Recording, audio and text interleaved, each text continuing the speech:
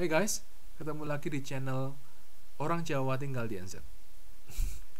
Oke, kali ini aku ingin sharing tentang berita bagus, yaitu NZ mulai buka border.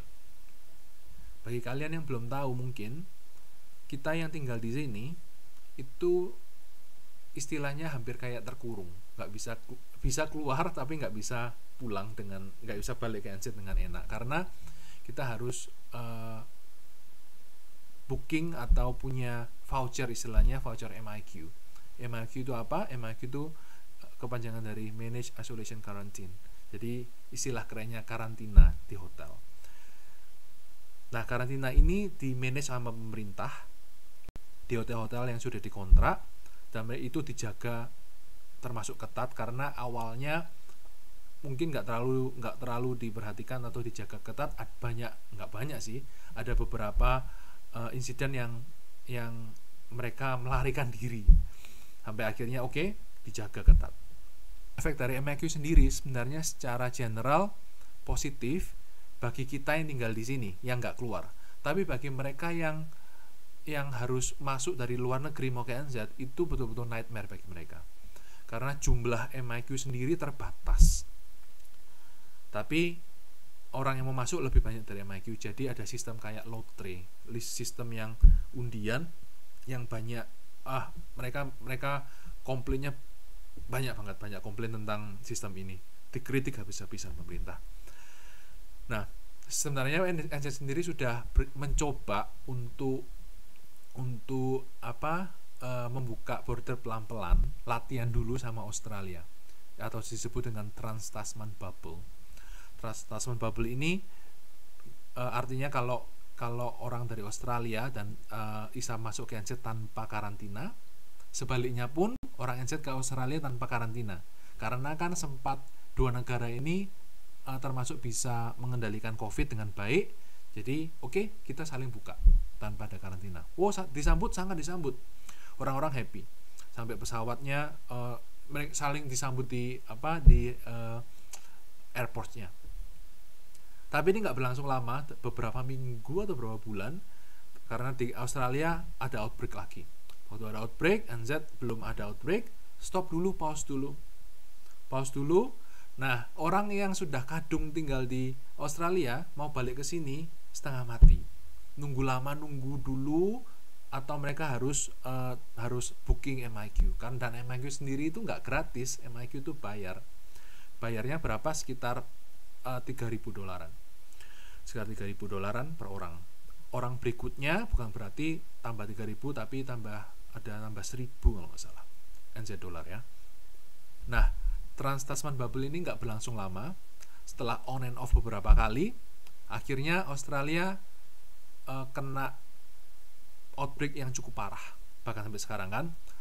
Terus akhirnya stop dulu sampai belum ditentukan sampai kapan. Nah, itu sudah stop berapa lama? Cukup lama, berapa bulan sudah stop.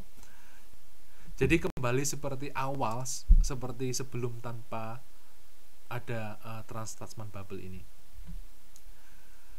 Setelah akhirnya NZ sudah cukup, vaksinnya cukup banyak, sudah sekitar 94% orang yang sudah double dose minim atau yang sudah booster, ini masih proses juga. Akhirnya pemerintah mutusin apa? Saatnya ini MIQ dihapus. Nah, MIQ sendiri dihapus ini bukan rencana yang pertama sebenarnya. Ini rencana kedua. Rencana yang pertama itu sekitar November Desember itu NZ sudah, pemerintah menyatakan ini rencananya untuk membuka border dengan Australia dulu, terus dengan negara lain, dengan bla bla bla. Tapi gara-gara Omicron di stop dulu. No. Yang awalnya Februari ini sudah harusnya buka dengan Australia, tapi dimundurkan dulu. Nah, kembali orang banyak yang mulai kritik lagi kan. Tapi pemerintah mau nunggu boosternya cukup banyak dulu. Setelah booster cukup banyak baru mulai dibuka. Nah, ini akhirnya sudah diputuskan MIQ akan dihapus. Tapi ini kali kedua. Akankah dibatalkan lagi? Kita nggak tahu. Siapa tahu ada bukan mendoakan ya, siapa tahu ada varian yang lebih setelah Omikron apalah yang jauh lebih bahaya, ya kita nggak tahu. Tapi sampai saat ini pemerintah ngomong oke, dengan trajektori seperti ini kita bisa buka. Yuk kita lihat plannya seperti apa sih. Nah, ini rencananya mulai akhir Februari kiwi yang tinggal di Australia bisa masuk ke ANZ tanpa MIQ. Mulai 2 minggu setelahnya semua kiwi dari semua negara. Mulai Maret itu untuk orang yang punya work visa sudah, yang sudah bisa masuk ke, yang misalkan sudah punya work visa dan mereka belum bisa masuk NZ, mulai dari 13 ini mereka bisa masuk tanpa MIQ. Dan mulai 4 April international students dan warga negara Australia boleh masuk tanpa MIQ. Dan akhirnya Oktober semua orang boleh masuk tanpa MIQ. Nah, ini plannya ada 5 step bertahap. Semoga sih kita lihat keadaannya nggak memburuk, dan kalau nggak memburuk pasti harusnya ini juga akan berjalan sesuai rencana.